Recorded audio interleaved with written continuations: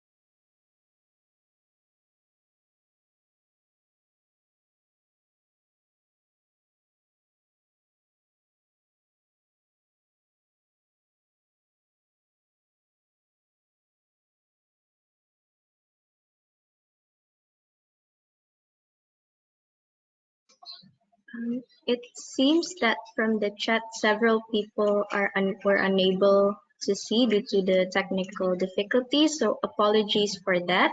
But nevertheless, thank you very much, Mr. Aguiza, for delivering our first opening remark. Now, I would like to turn over the microphone to Dr. Nuki Agya Utama. He is the Executive Director of ASEAN Center for Energy, to give his opening remarks as the moderator in charge for today. Dr. Nuki, please, the floor is yours. Yes, thank you very much, Sonia. Good morning, good afternoon. Good morning for Dr. Sama Bilbao Leon for your participation today. Good afternoon, Assistant Secretary Gerardo Erguisa from the Department of Energy Philippines and also the Chair of NEC-SSN. Good afternoon, Ms. Zubaida Haji Mahmud from Brunei Darussalam as Chair of ASEANTOM. Dear colleagues from ASEAN, distinguished participants, colleagues from ASEAN Center for Energy, colleagues from WNA, ladies and gentlemen, again, pleasant good morning and afternoon to you all.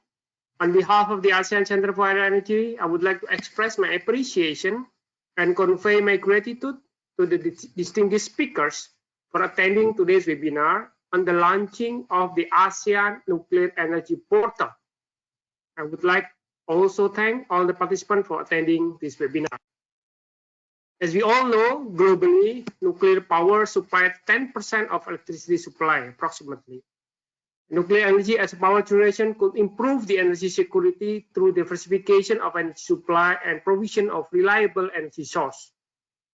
Its low carbon characteristic gives the source of energy competitive advantage in the climate change era. Ladies and gentlemen, during the 38th AMEM, the ministers endorsed the APAEC Phase II, which will keep the original theme of the APAEC 2016-2025 and added a new sub-theme, which is accelerating energy transition and strengthening energy resilience through greater innovation and cooperation. And of course, the civilian nuclear energy could play a key role in energy transition towards sustainable energy supply, while ensuring the energy resiliency by substituting fossil fuel as the baseload generation. And also under APAEC Phase II, the ASEAN will continue to promote regional initiatives to enhance human resource capability on nuclear science and technology for power generation, including the improving nuclear energy literacy. Ladies and gentlemen, the public perception and acceptance are important to countries that are planning to introduce a nuclear energy program. The support from public can help to establish a sustainable use of civilian nuclear energy. Therefore, to help the public understand more on the topic of nuclear energy issues, dissemination of facts and trusted information is important, so they are not misled by false information. To enhance public literacy and knowledge on nuclear energy, the ASEAN Nuclear Energy Portal was developed. The ASEAN Nuclear Energy Portal, developed by the ASEAN Center for Energy and NEC-SSN, will bring information related to civilian nuclear energy from diverse sources. It contains information from different topics related to nuclear energy in general and also nuclear energy related to ASEAN. The portal serves as a one-stop shop and reliable source of information related to nuclear power generation. We do hope that the ASEAN Nuclear Energy Portal can be used by all people in the ASEAN region to improve their knowledge on nuclear energy. Moreover, we also hope that the ASEAN Nuclear Energy Portal can act as a tool to fight lies and untruthful information on the use of nuclear energy for power generation. We do hope through the launch today, the public will have more clear understanding on how to use the ASEAN Nuclear Energy Portal. Dear colleagues, ladies and gentlemen, we also would like to thank our speakers, which will highlight the potential of nuclear energy for power generation and support the launch of the ASEAN Nuclear Energy Portal. We wish that we can continue to strengthen our capacity and cooperation in the development of civilian nuclear energy. I do hope that we're going to have a very fruitful discussion and very informative discussion as well. Thank you very much for your kind attention. Thank you very much, Dr. Nuki, for your wonderful opening remarks. I now give the floor to you back once again to moderate the upcoming presentation and discussion session. Please, Dr. Nuki. Yeah, thank you very much, Sania.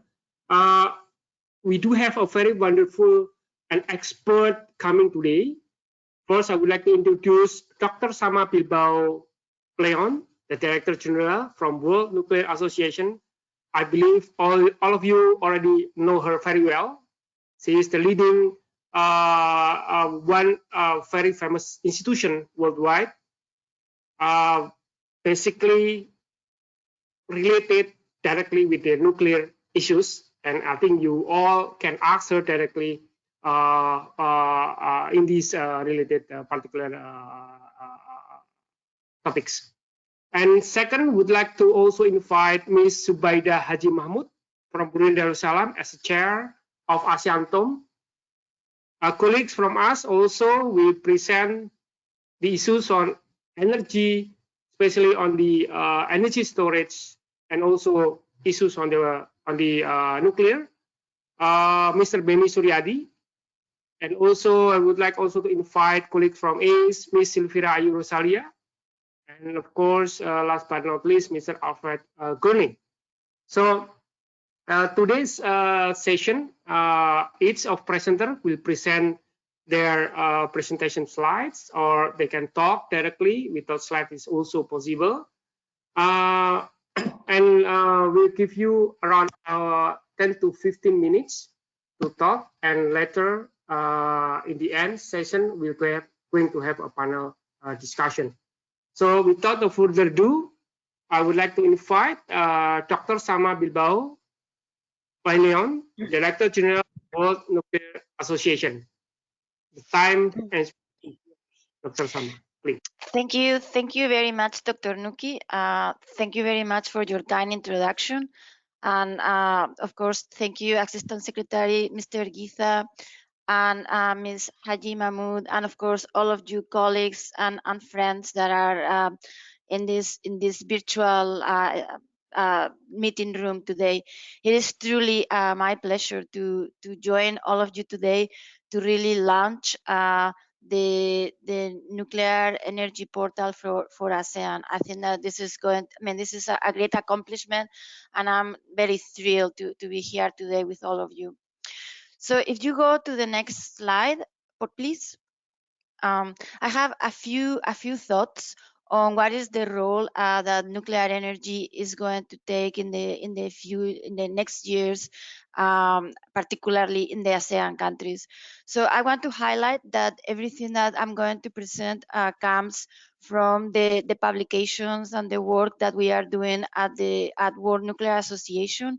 I think that many of you know that we represent the global nuclear industry. Currently, we have over 180 member companies from 44 countries in all the continents in the world.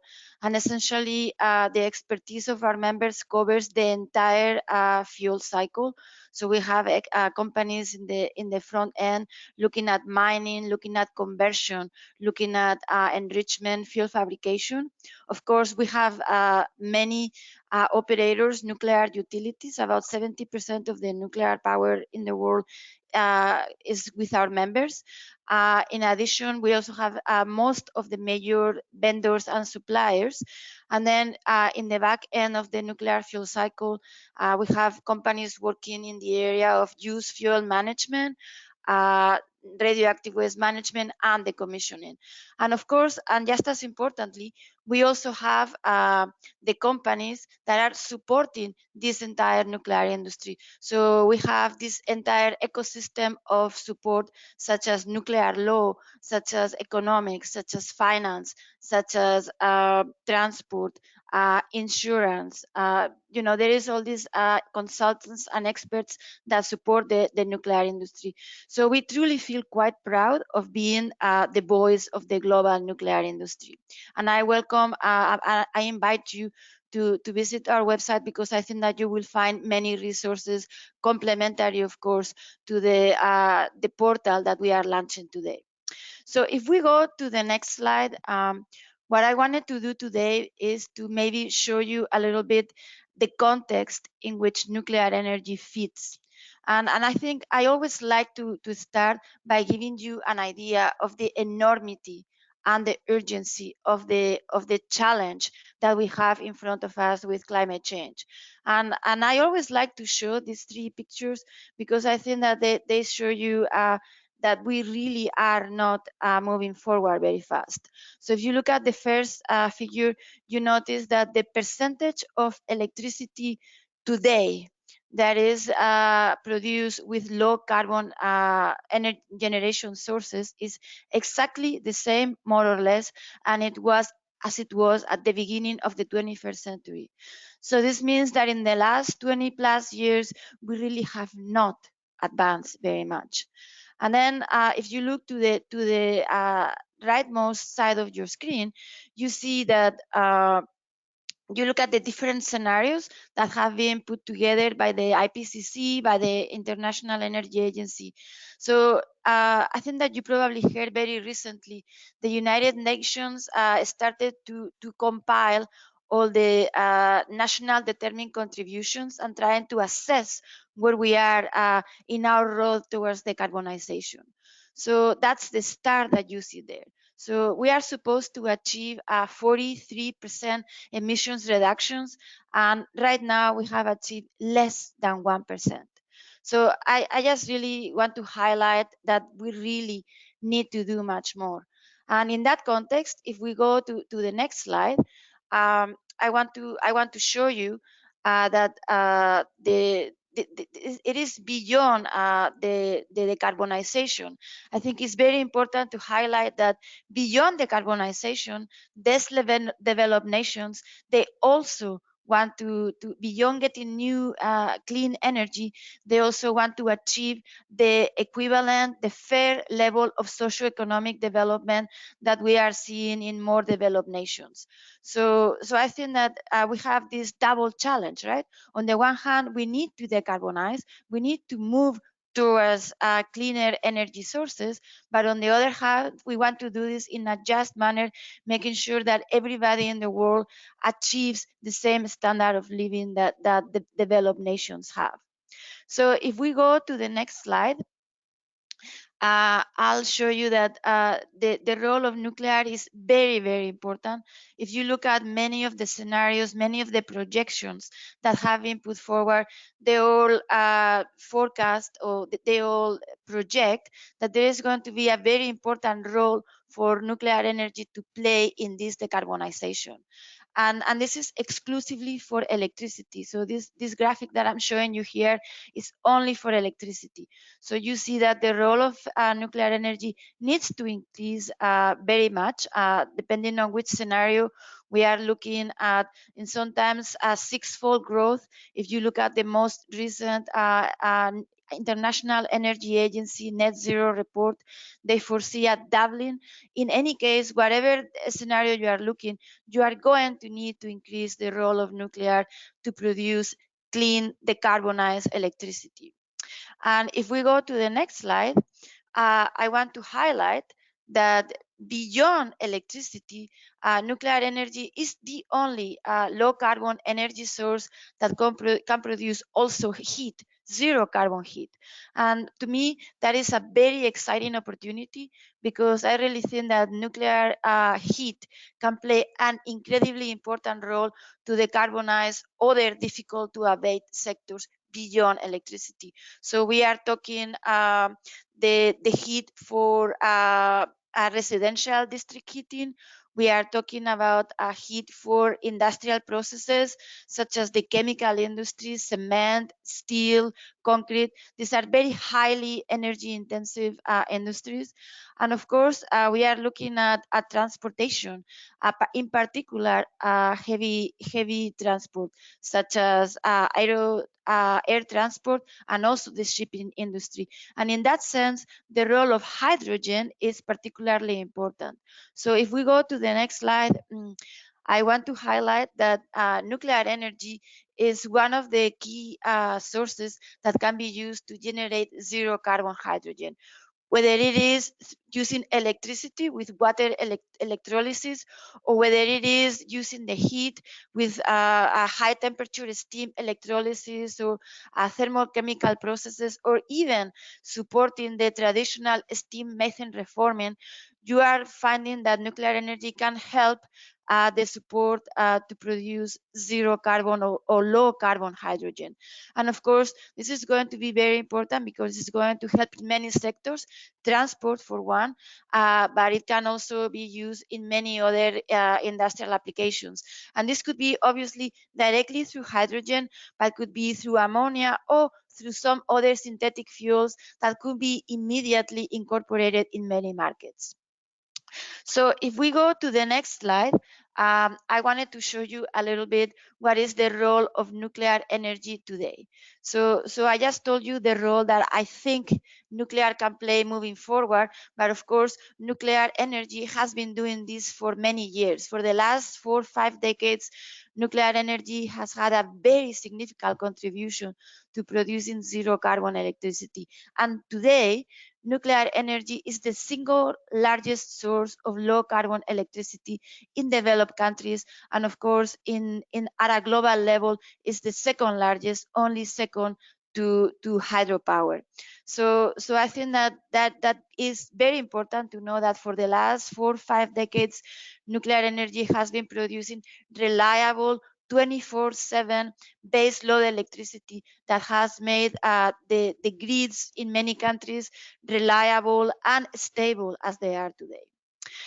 But if we move forward to the next slide, I also want to highlight the importance of producing this electricity in a competitive and affordable manner. So nuclear electricity is competitive today in several ways. Number one, if we are looking at existing nuclear power plant and the lifetime extension of the current fleet is by hands down the lowest cost low carbon energy that you can find. And if we look at new nuclear projects, they are a competitive low carbon solution when you compare to other low carbon and renewable energy sources, as I'm showing you in this graphic. So let's go to the next slide, because I really want to highlight for you that there is truly a lot of excitement about many nuclear projects of all sizes, large reactors and small reactors and even micro reactors. I think the last couple of years have seen a few very interesting developments in the nuclear community. So first of all, we welcome 2 new nuclear countries into the global nuclear family.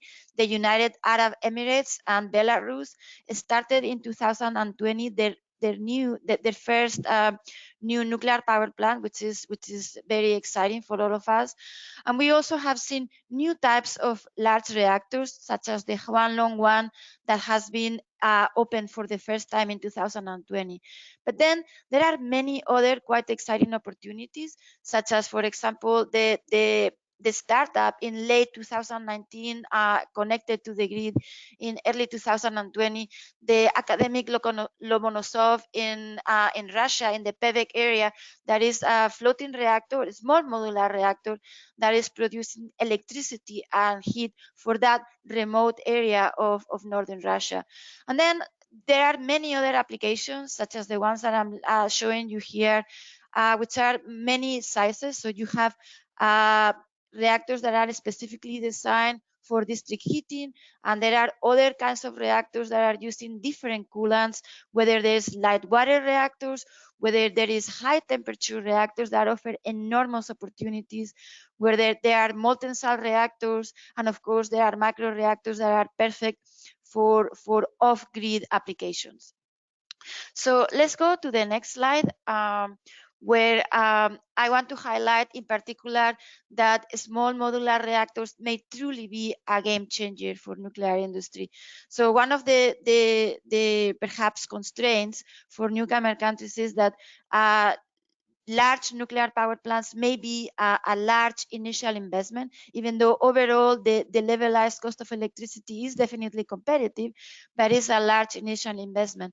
But of course, here small modular reactors may become a great opportunity for many countries, because obviously the initial investment is much more affordable, and being smaller projects are going to provide a much smaller financial risk and may be able to secure more affordable financing. So certainly that brings new opportunities, particularly for newcomer countries, many of which may be among the ASEAN countries.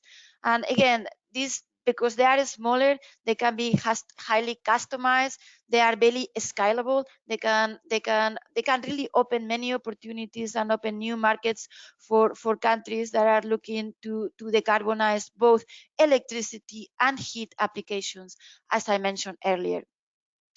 So if we go to the next slide, I really want to highlight for you that beyond the energy, which of course is very important, is as you know, one of the Sustainable Development Goals to provide everybody in the world access to affordable clean energy.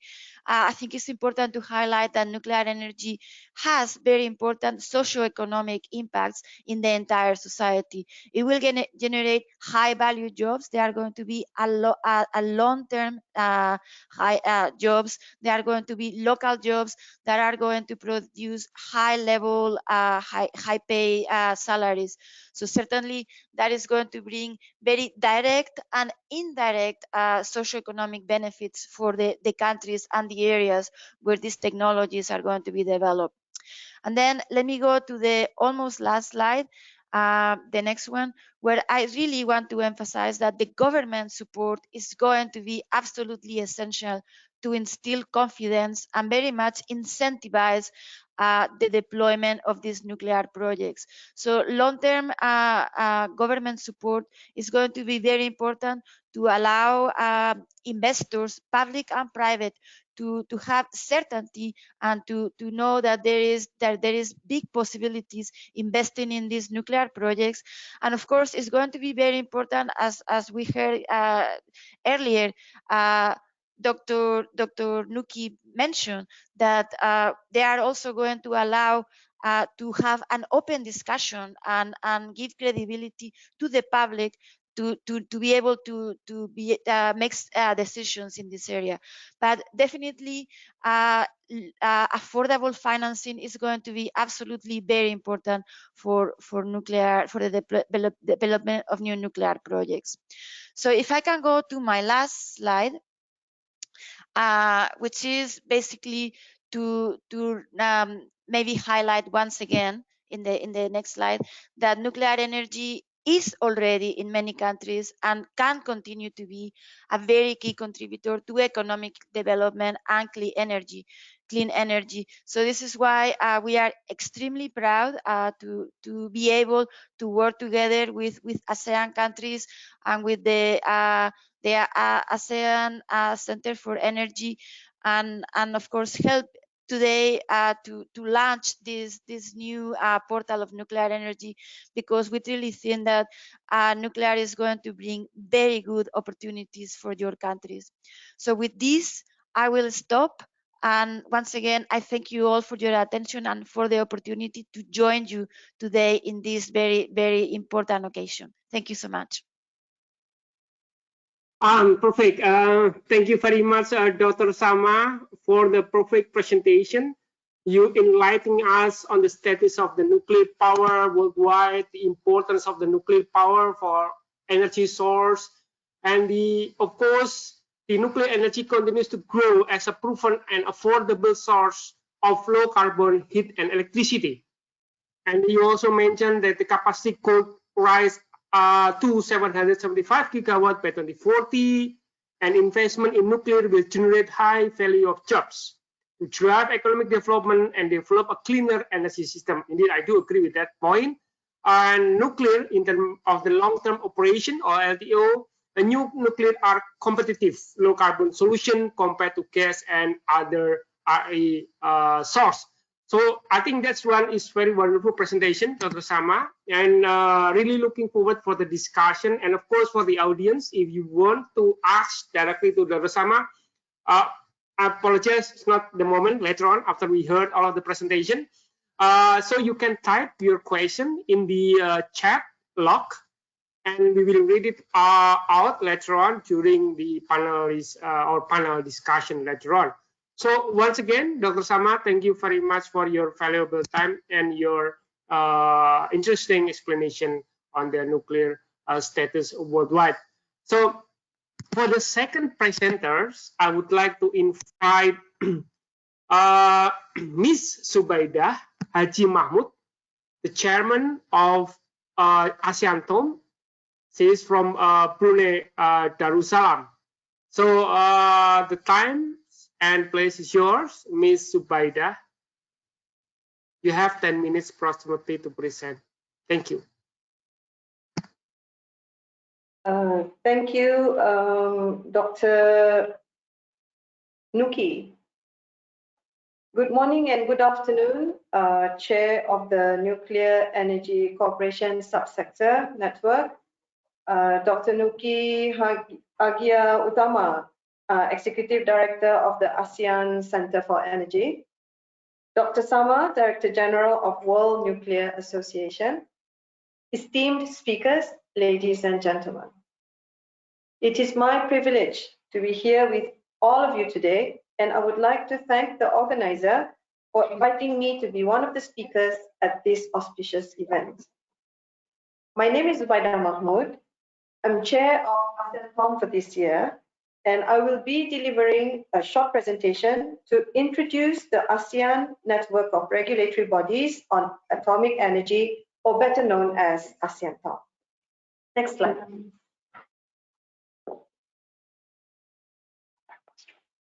My presentation will quickly touch on the main objective of the presentation.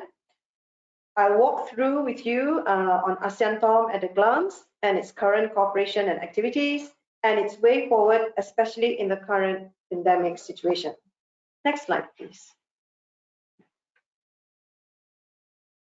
The main objective of my presentation is to provide you with an overview on the potential role of the ASEANTOM in supporting the ASEAN Plan of Action for Energy Cooperation Phase II 2021 till 2025, where ASEAN moves forward with a common goal to accelerate energy transition and strengthen energy resiliency. Next slide, please.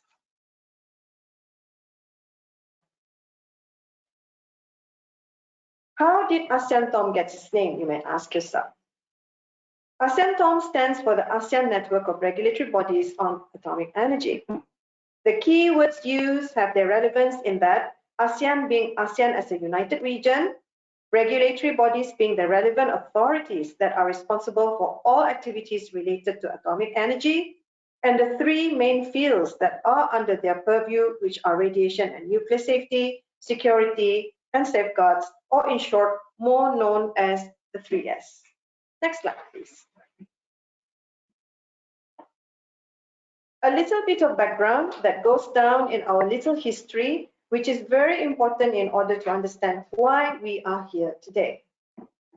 Back in 2011, the Office of Atoms for Peace of Thailand hosted the International Conference on Safety, Security, and Safeguards in Nuclear Energy on the occasion of their 50th anniversary in Bangkok. The objectives of the conference were to exchange information on the 3S for regulatory bodies, enhance harmonization of regulatory activities, and to establish a network for the 3S in Southeast Asian countries. From there, the formation of ASEANTOM was initiated good-heartedly. Next slide, please. In March the following year, the ASEAN Nuclear Regulatory Bodies proposed a concept paper at the SOM meeting held in Cambodia. Under the chairmanship of Cambodia, the ASEAN leaders agreed to the formation of the ASEANTOM at the 20th ASEAN Summit. Next slide, please. Our terms of reference was adopted at the ASEAN Joint Preparatory Meeting in September 2013 that was held in parallel with the SOM meeting in Brunei Darussalam.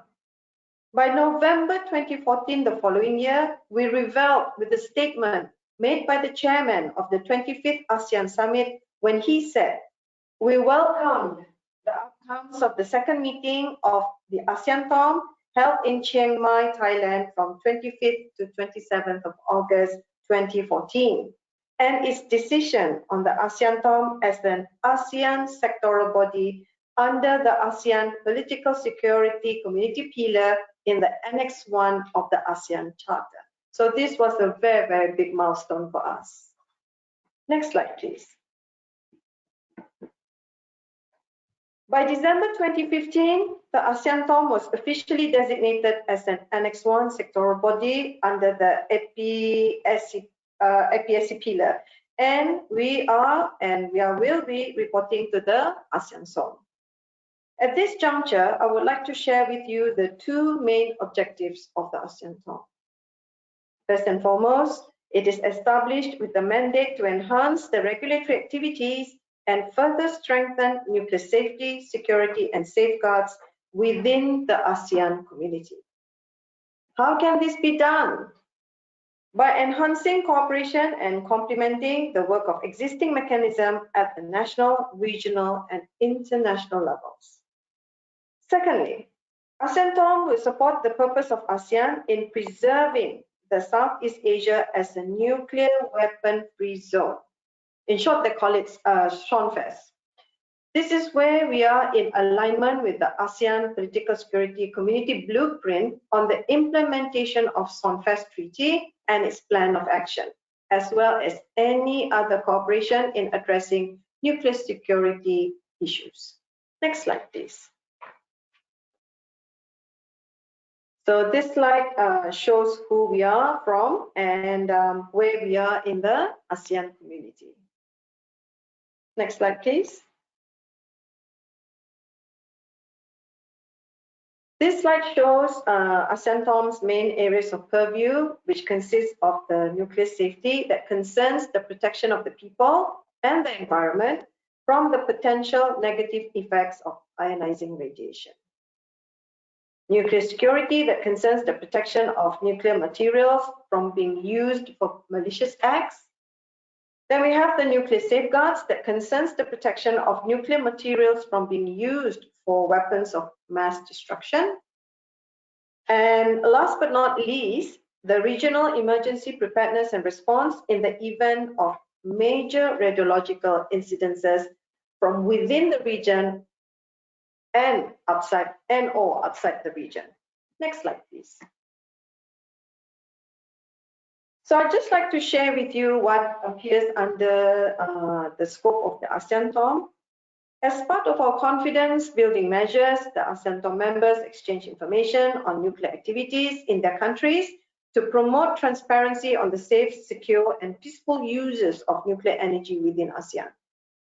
We help each other in the implementation and adherence to the International Atomic Energy Agency standards and guidelines at the regional level, especially on cross-border movement of nuclear and radioactive materials. We focus on human resource development through technical collaboration and cooperation with each other and our dialogue partners. Apart from sharing of best practices and experience with each other, we forge regional cooperation in areas that are contentious to us, such as nuclear emergency preparedness and response and movement of these materials across borders, just to name a few. Next slide, please. The ASEANTOM stands guided by its 5-year work plan that started in 2018.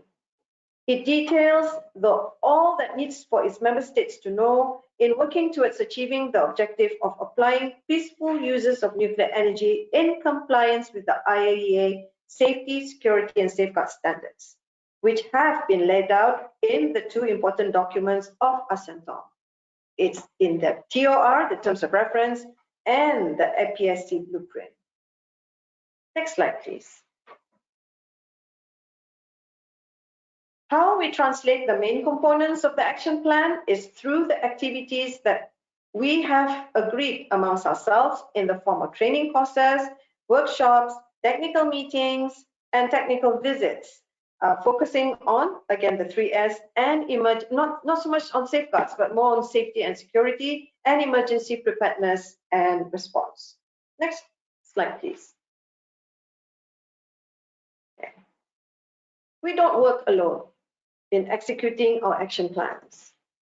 We have with us dialogue partners that are very supportive of our initiatives. We have the International Atomic Energy Agency supporting us on nuclear safety, security, and safeguards. We have the Regional Cooperation Agreement Office supporting us on radiological emergency, and the Ministry of Foreign Affairs from Republic of Korea supporting us in developing nuclear forensic. We also have the EU supporting us in radiological monitoring, and the AHA Center nearby supporting us on the management of radiological incidences. So this is something that's ongoing at the moment. Next slide, please.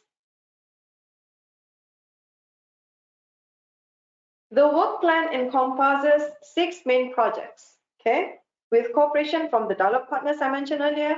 So all the projects are still active and it's pretty good in ongoing. I dare say that the coronavirus pandemic has caused some setback, which I am sure are being faced by others as well. But nevertheless, resilience kicked in, and we are adapting to the current norm with some adjustment that need to be done on the work plan moving forward. Next slide, please.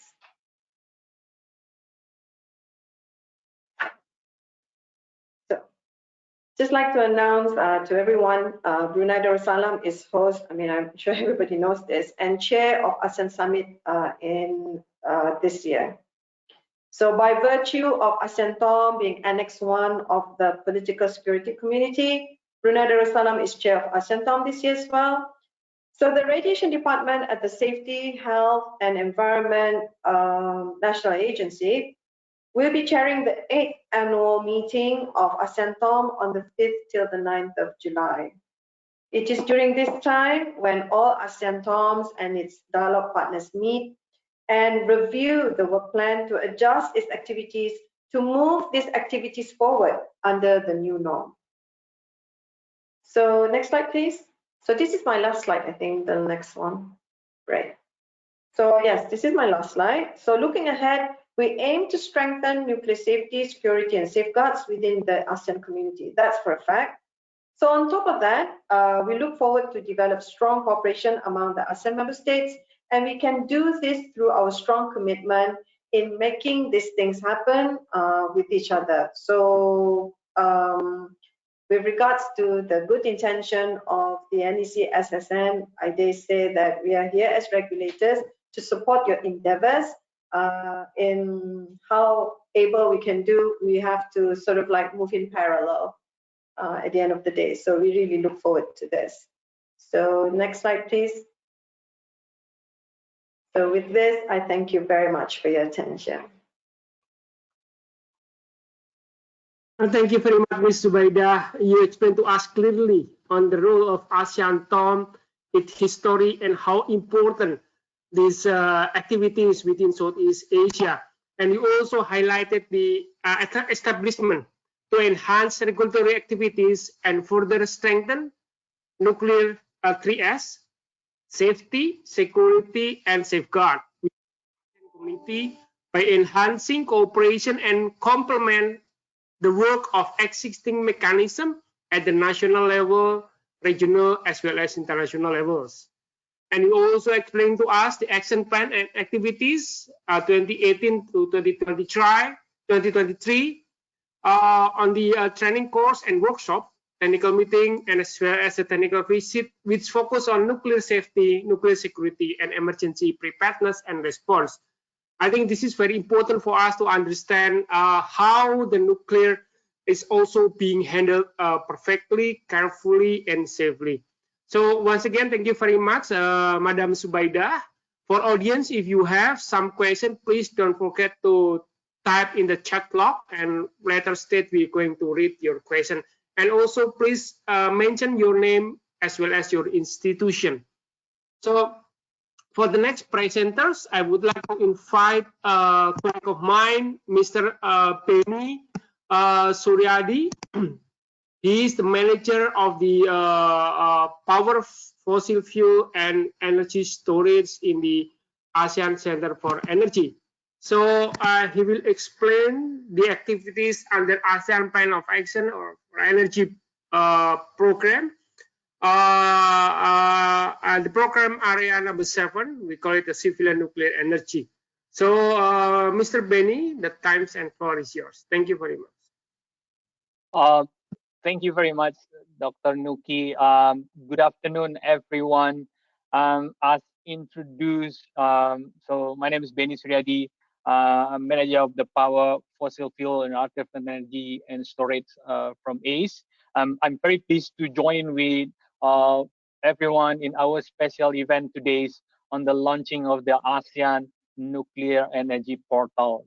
The department that I'm representing is one of the 3 research departments in ACE, and overseeing the issue on the powers, fossil fuels, alternative energy such as hydrogen and nuclear, as well as the energy storage.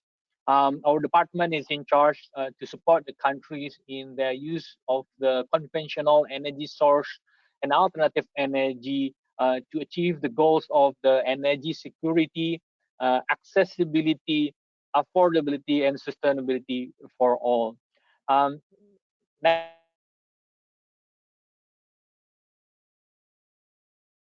ASEAN program on the civilian nuclear energy, I will start with a brief highlight from our 6th ASEAN Energy Outlook, which is jointly developed by the expert from ACE, the expert and policy makers from all of the ASEAN member states, with the support from GIZ through the ASEAN German Energy Program, or AGEP. Based on our assessment on the existing policy and plan from every countries in this region, looking to their historical path and aspiration that the countries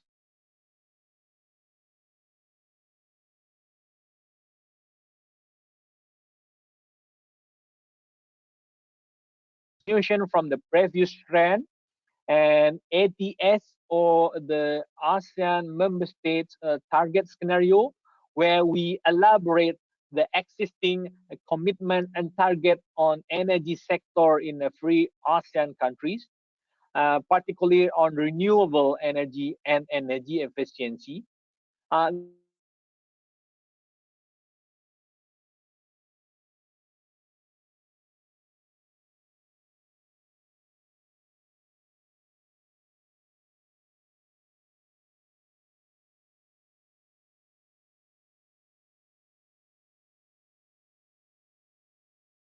Mr. Benny, I think we've been losing your voice. Hello? Mr. Benny?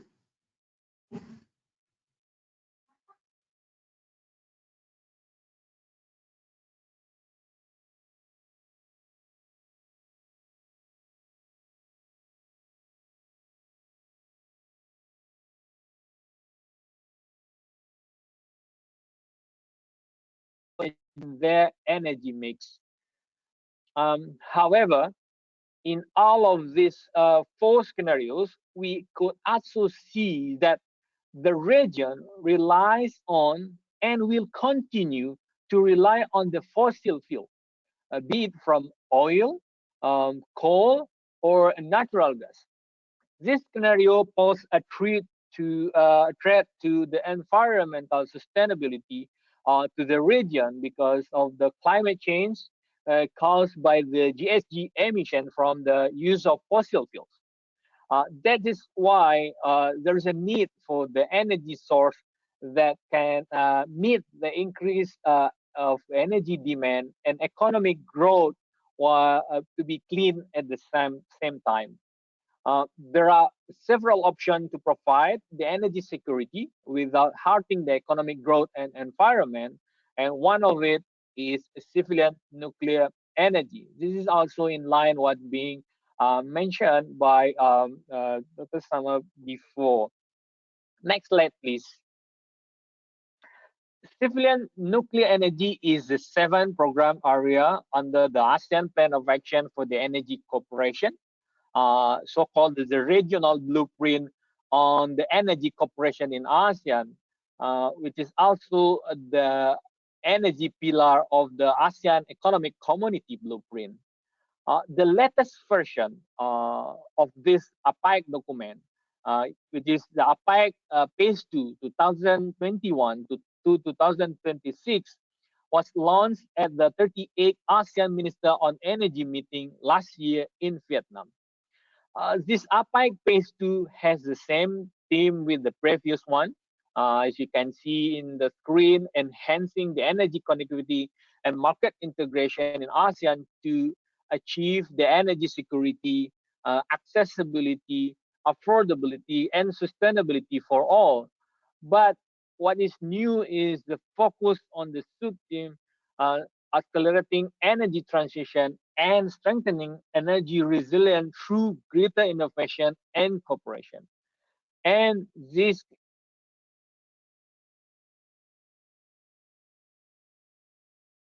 the work on civilian nuclear energy, which aim to build technology for the power generation. Next slide, please. How to do that? As you may read in the details on a APAEC document to be shared later, same as the other program area in APAEC, the regional approach on the nuclear energy cooperation is also being developed with the various outcome-based strategy, or we call it OBS. And for the program area number 7 on the civil and nuclear energy, we have 4 outcome-based strategy. Number 1 is to improve nuclear energy literacy and the public engagement. This to be done with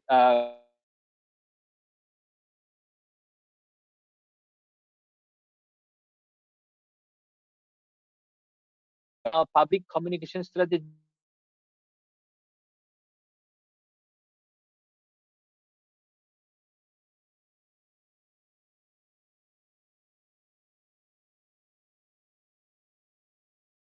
Is strengthening regional and international cooperation on nuclear energy for the power generation.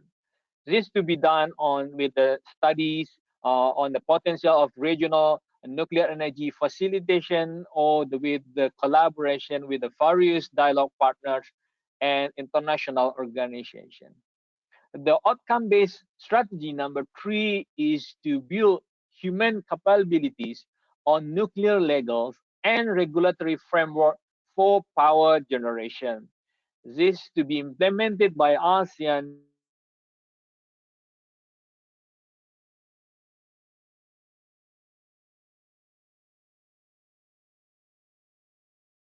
visits and technical assistance for the countries. And OBS number 4 is to enhance human resource capability on nuclear science and technology for power generation. This to be done through the research and development, education, and the training, capacity building,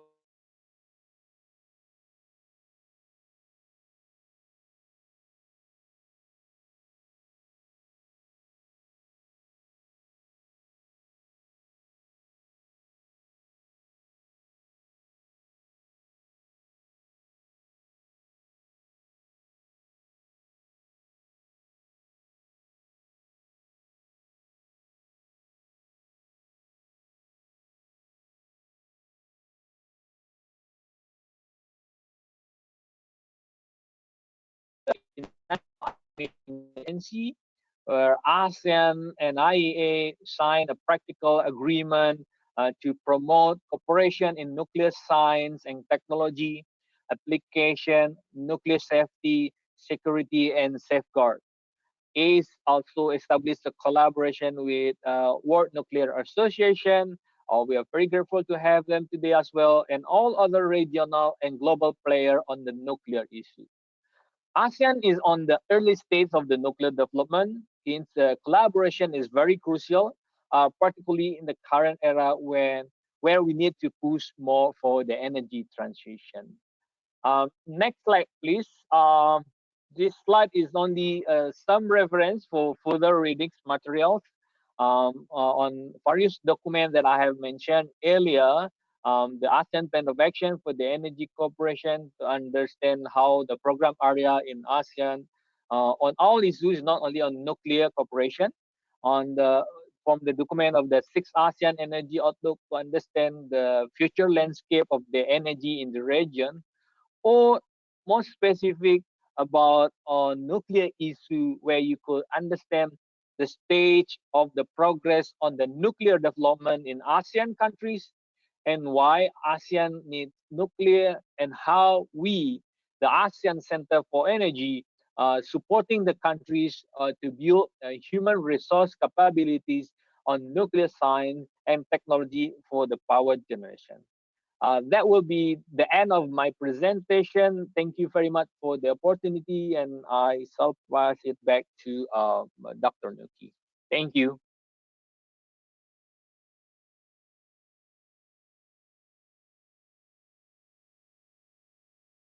For the nice presentation, you highlighted some important views coming from the ASEAN Center for Energy, especially on the APAEC Phase II, which is adding a new sub-theme, accelerating energy transition and strengthening energy resilience through greater innovation and cooperation. And also, the civilian nuclear energy is one of the key program areas of APAEC Phase II, established to build human resource capabilities on nuclear science and technology for power generation. And under the CNE program area of APAEC Phase II, there are 4 outcome-based strategies, which is very important for us to deliver within these 5 years activities. So in that case, we really need collaboration, cooperation with others, especially the ASEANTOM as well as WNA. So thank you very much once again. For the next presentation, I would like to ask my colleagues, Ms. Silvira Ayu Rosalia. She is an energy statistician and data visualization officer in ACE. So your time and place is yours. Please make it only 5 minutes if possible. Thank you. Thank you. Thank you for your kind introduction, Dr. Nuki. Good afternoon, everyone. My name is Silvira. I am an energy statistician and data visualization officer in ACE. I'm a team in the Modeling Policy and Planning Department, that one of the department in ACE that will conduct collaboration study with NEC-SSN. The study is on willingness to accept and knowledge of nuclear power plant.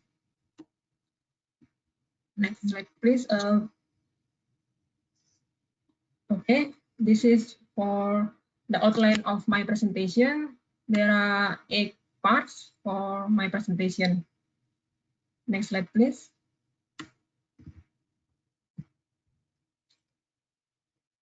This is about nuclear energy. In this study, the focus is to know and assess public perception about nuclear. So first, I highlight some reference about public opinion on nuclear energy. In the top image, this is the survey result conducted on behalf of the Nuclear Industry Association on 2019, which has published in Power Technology. It is known from about 200 respondents. It's approximately 37% people have opinion that nuclear energy is seen as most secure for electricity, that will be keeping the lights on. And then we know from this research that nuclear energy is ranked highest for job creation and investment. Also, from the gender perspective, men are more in favor of new build nuclear power plant than women. It's about 65%. Then, as part to reduce GHG emission, nuclear seems got many support from people as part of the low carbon energy mix. Then, if we see in the left bottom side, it is a graph from our work in data about nuclear energy. This graph shows that energy comparison regarding the safest and cleanest energy source. Yes, we know that nuclear is a safer way to produce electricity based on the grade of death rate from accidents and air pollution compared to the other energy source. And nuclear as the cleanest energy source related to the graph that's shown of GHG emission production that previously have explained by Dr. Salma. In the section, we can see that nuclear has a positive sentiment from the public. However, the path of nuclear development is not easy, and it will take time to convince people to accept nuclear energy as a clean alternative. Next slide, please.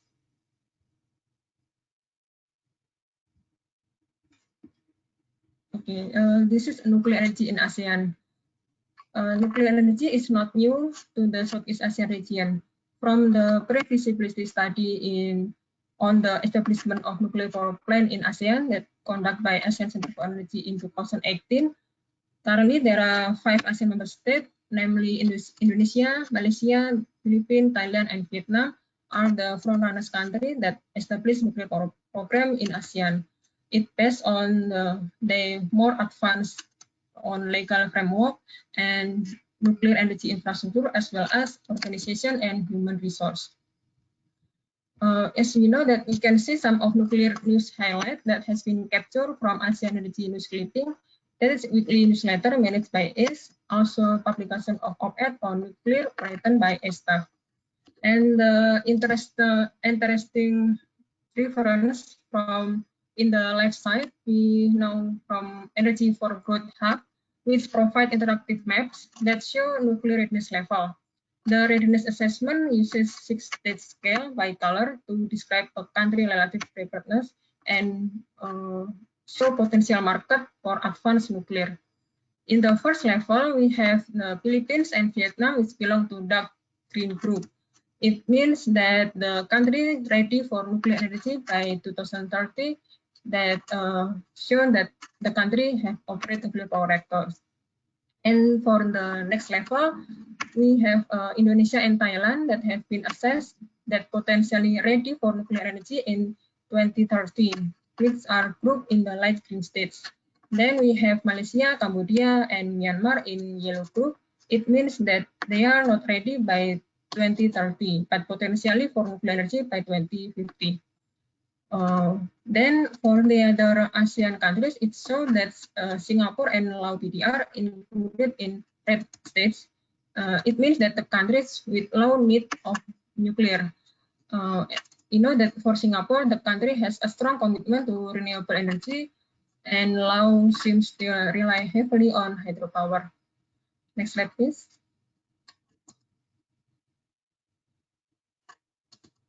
This is about public perception on nuclear energy. I highlight some research that have conducted study about nuclear. First, from Malaysia, that have conducted study in Malaysia public perception towards nuclear power in 2017. From the study, we can know that the Malaysian public are supportive of having nuclear power plant in the future. But in comparison, the knowledge is uncertain. From the gender perspective, from the study, we can know that males are more supportive on nuclear energy compared with females. And the support increase generally amongst the more highly educated and younger member of the community. And then from the media, the public gains the most of its information of energy from the media.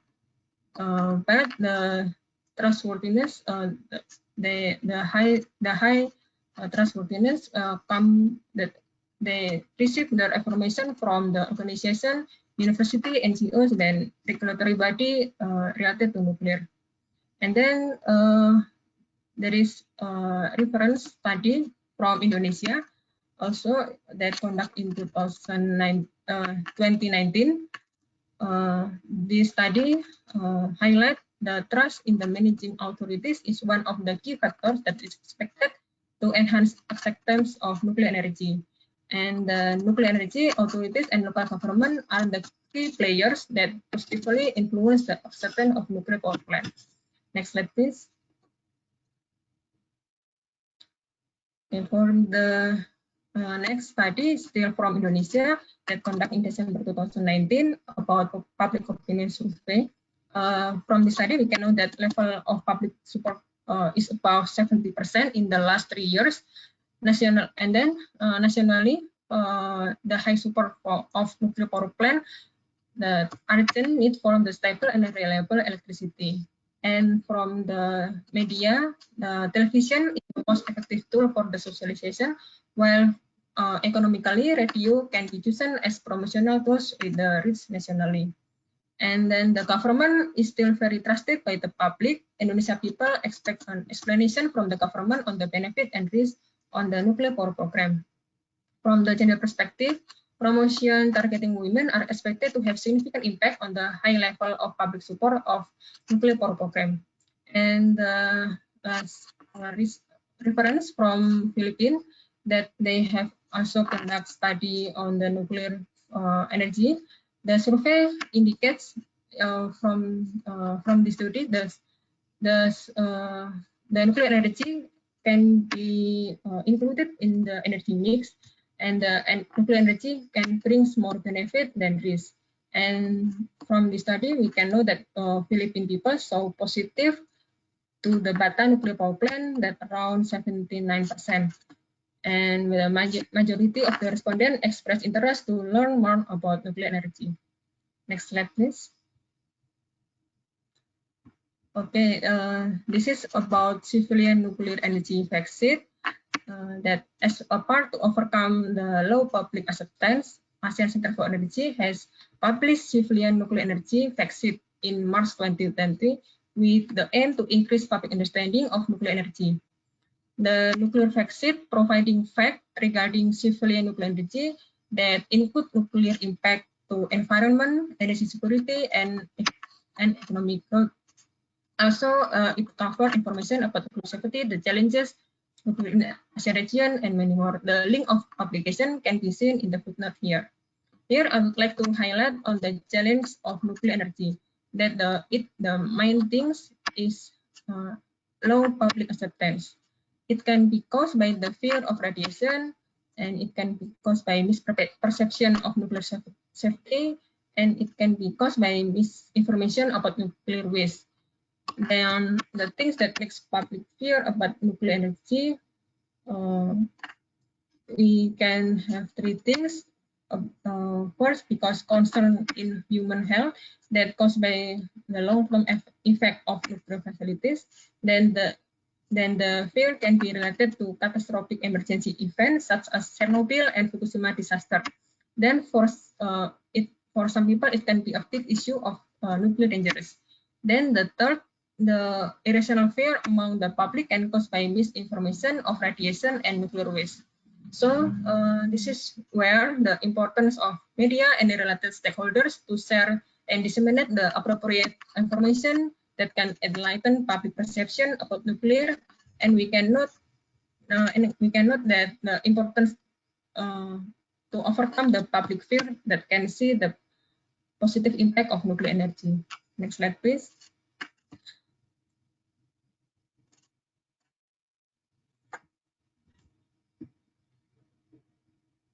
Next slide, please.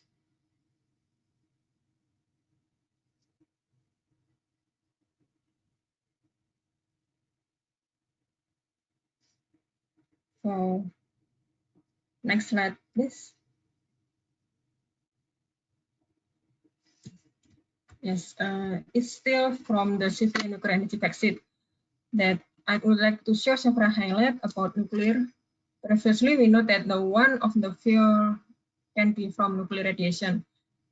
As radiation is part of daily life that we receive in various level. From information in the vaccine, we can know that from nuclear, the average dose received by public is 10,000 times smaller than the total yearly dose received by the public from background radiation such as food and cosmic rays. And then we can know that nuclear energy has the potential of securing reliable energy supply. Nuclear has a high capacity factor. One of the reasons is because it is not dependent on the weather. Nuclear power plants are producing power more than 92% of the time during the year. It's about 2 times more available compared to natural gas and coal. And nowadays, there is a need for energy transition through the rapid deployment of clean energy source. We can consider nuclear as an option for clean energy. For its life cycle, nuclear produces of CO2 equivalent emission per unit of electricity about the same amount as wind energy. The use of nuclear power plant was able to avoid a large emission release from fossil power plant. And then from the economic side, nuclear is economically competitive to other energy source. So from the levelized cost of electricity, nuclear is competitive compared with the other energy source. One of the main advantages of nuclear is the low system cost. The low system cost because nuclear does not require backup from the other source. Next slide, please.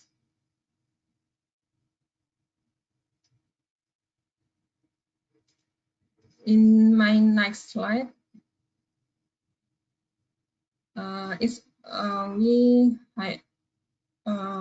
about the study background that previously presented by Mr. Penny Suryadi. It's a follow-up action of Program Area number 7 on civilian nuclear energy.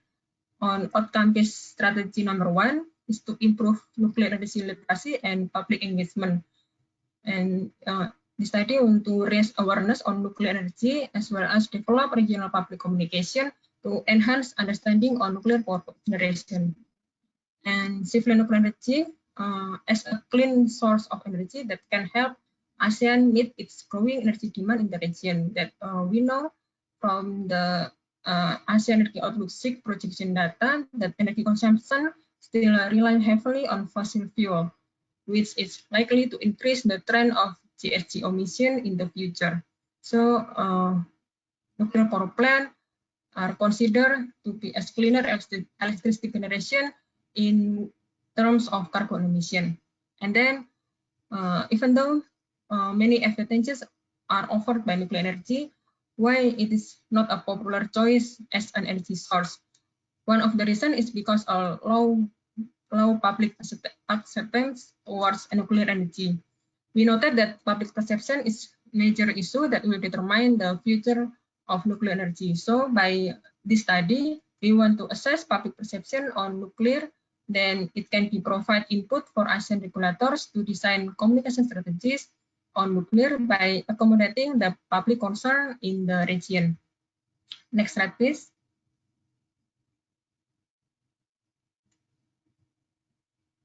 In my next presentation, I would like to share about this study objective. For the study objective, the first from this study, we want to assess we want to note and we want to determine public knowledge level of nuclear power plant. And the second, we want to determine public willingness level to accept nuclear power plant development. And the third, we want to know and understand the challenges and opportunities of development of nuclear power plant based on my public perception. And the last, we want to develop a communication strategy to enhance public understanding on nuclear power plant. Next slide, please. On my next presentation, it's will present about this methodology of the study.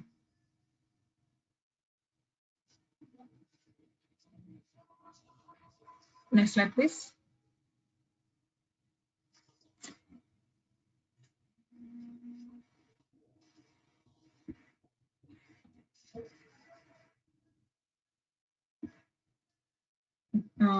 In my next presentation, it's about the methodology.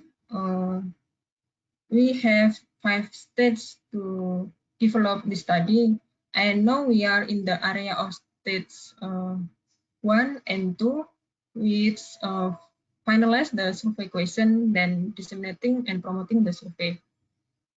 That the study will be supported by data collection. The questions in the survey are designed to validate the study objective And then for the survey method, it uses simple random sampling, which every people in the country have an equal chance of being chosen for the sample. Then we can get a wide general perception concerned to the nuclear power plant. For the survey respondent, we target general public of 10 ASEAN member states by inviting respondents from all backgrounds, included NEC-SSN and ASEANTOM focal point.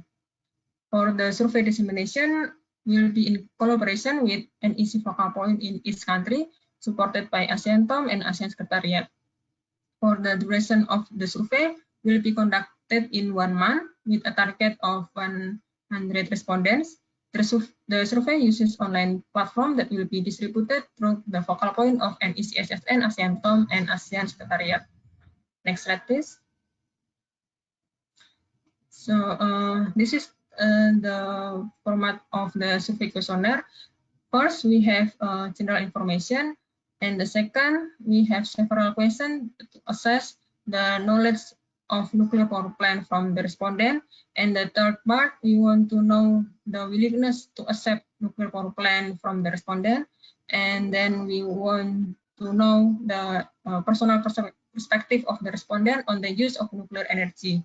And the end of the questionnaire, we want to know respondent respond about the communication strategy on nuclear power plant. Next slide, please. This is the online platform now we're still in the process to finalize it. Then we will propose approval from Nuclear Energy Corporation focal point. Soon, in this month, we will disseminate this survey as part of data collection for this study. I think it's my last presentation. Next slide, please. Thank you for your attention. Back to Dr. Nuki. Thank you very much, Sylvia, for your nice presentation. So you highlighted the ASEAN region is starting to prepare for the readiness of nuclear power plant, noting the advantage that nuclear energy brings low energy emission as well as quite competitive prices. And although there is a growing positive public perception towards nuclear energy, there is still some fear and misconception on the public perception about nuclear energy. And also to understand more about the public views on NPP, ACE is conducting a study on analyzing the public willingness to accept and knowledge of NPP, which study will be based on an online survey questionnaire of public people of the 10 member states, including NEC-SSN as well as ASEANTOM focal points. Great, thank you very much once again. For the next presentation, I would like to invite Mr. Alfred Koning. He is the officer from the ASEAN Plan of Action for Energy Cooperation Department. Please, Mr. Alfred, the times and place is yours. Thank you very much, Dr. Nuki. I hope everyone can see my screen, and thank you very much also to our previous speakers, which have highlighted the role of nuclear energy. From WNA, ASEANTOM has highlighted the role of ASEANTOM, and also our ACE colleagues that have highlighted the APAEC and also the upcoming study regarding the public perception. And I hope everyone can see my screen. And currently, I'm going to demonstrate on how to use the ASEAN Nuclear Energy Portal. So for the first step is to be able to utilize the ASEAN Nuclear Energy Portal is first to visit our website at aseanenergy.org. You can see that this is the home page of our website, and you can go to the work section. Here you can see several work that has been done by ACE, several products or several works, such as the data and statistic, the RNEC, ASEAN Energy Awards, training certification, and also ASEAN Energy Business Forum. And today we are launching our new work or our new product of to be used publicly, which is the ASEAN Nuclear Portal. And then after you go to work, you can just click the ASEAN Nuclear Energy Portal, and this is the home page of the ASEAN Nuclear Energy Portal. So basically, if you want to go straight into the portal, you can just go to work and you can click the ASEAN Nuclear Energy Portal here, and you can see the home page or the page where you can access the ASEAN Nuclear Energy Portal. So first of all, I would like to explain a little bit more about the Civilian Nuclear Energy Portal. It has been mentioned before in the opening remarks by Dr. Nuki, and I want to highlight again that this portal is it's a platform for information sharing of best practices and also other types of information related to nuclear energy, both on what is happening generally around the world, and of course, because it's an ASEAN Nuclear Energy Portal, it's also highlighted specific information related to ASEAN and its pursuit of several ASEAN member states of nuclear energy. And of course, it highlights or it contains the information that has been gathered through previous ASEAN projects related to civilian nuclear energy. So first, I would like to highlight what are the topics or what are the highlighted items that is contained inside the ASEAN Nuclear Energy Portal. As you can see here, there are several topics. First, you have the ASEAN member states files or information related to the ASEAN member states, which contains like a report, or I believe that there is one question from the attendees regarding why the Bataan nuclear power plant was mothballed, and I believe you can find it here, the information. If you use the database after this, you can use the database. I think right now, if you go to ASEAN Energy, you can see the same page as I'm showing right now. And also, of course, we have information related to ASEANTOM. We have previous activities with ASEANTOM, and moving forward with stronger cooperation between the ASEAN bodies. We are looking forward to have more information from ASEANTOM to be included or to be put inside the ASEAN Nuclear Energy Portal.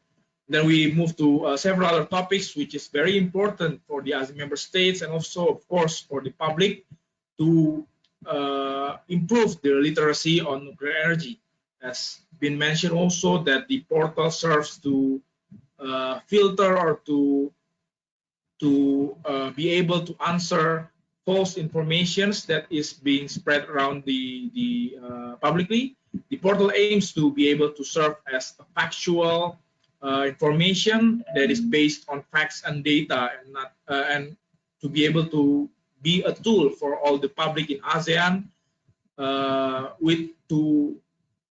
to equip people in ASEAN with relevant information and relevant data when communicating about nuclear energy. So we have the topics on economics, human resources, international perspective, which is very interesting because the portal contains best practices from around the world, from nuclear industry, from non-ASEAN countries. I think this it has been mentioned also by Dr. Sama earlier that nuclear energy is actually the clean energy with the most share in the developing countries, and we highlighted several best practices that these countries are using in their utilization of civilian nuclear energy. Of course, there are topics on licensing and regulatory. Madam Zubaida from ASEANTOM also highlighted the importance of regulatory bodies in ASEAN. I believe that the information can be used. And of course, several other topics such as the basics information, the fuel cycles, the impacts, which is also I think have been highlighted, such as the greenhouse gas avoided by the utilization of nuclear, the relation of nuclear to sustainable development goals and others. And of course, nuclear safety, nuclear technology, nuclear waste, and public engagement on focusing on how to communicate the nuclear energy to the public. So there are several category, what we say in this database. Basically, category is the source of information. So there are currently there are 3 sources. It will be updated more and more with more activities and also, of course, more information to be added in the portal. First is, of course, the activities related to the implementation of APAEC. It has been mentioned by Mr. Benny before. The APAEC is the regional blueprint, and civilian nuclear energy is one of the key program area under the implementation of APAEC. So in the implementation, the portal gathered several information, several data and files from APAEC activities, and it can be found here in the portal. And the second one is from a project called the ASEAN Canada Nuclear and Radiological Program Administrative Support, or NRPAS, Phase I, which was done between 2016 and 2019. There are, I think, it was also highlighted by Mr. Benny that there are several publications that was published and can be found also in ACE website. But there are also several capacity building activities that can be accessed right now through the ASEAN Nuclear Energy Portal, and also other information that can be found in public domain, such as the I think it was mentioned also by Dr. Sama that the World Nuclear Association has its own website with a lot of information, and it complements the information here gathered in general. We also have information from IAEA, which has been filtered and specifically for the utilization of ASEAN member states. We also have some public papers and research from the that is relevant to the ASEAN member states. So how to utilize the ASEAN Nuclear Energy Database? It's actually very simple. As I have mentioned here that we have several topics and we have several categories. The first thing you want to do is what kind of topic or what kind of information that you are trying to find in the portal. So you can go here in the filter, you can find several topics. So it was also highlighted that one document or one file might contain several topics, such as this one. It contains information about ASEAN member states, but it also more focused on the nuclear basics. So there are several several topics here that you can find and highlight what kind of information you want to find. Let's say try to find something focused more on the ASEAN member states.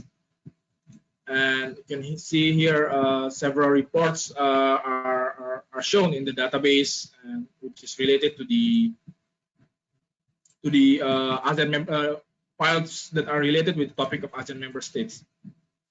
And next, if you want to find files that can be found generally, or maybe from the implementation of NRPAS, you can see some files here, like the this is one report on clean energy study between ACE and China, and of course several other documents here. In the database, you can find the topics, the category, and the countries related to the file. You can see also the document type and also in which year it was published, and if it was a journal or an article, you can see sometimes also the publisher or who published the file. And it's basically very simple. Let's just say we want to know about this publication about role of nuclear energy for ASEAN electricity supply. It was published. It is a slide, and it was used during the implementation of NRPAS. You just click the file, and then it will open the file, the presentation file. It's currently opening.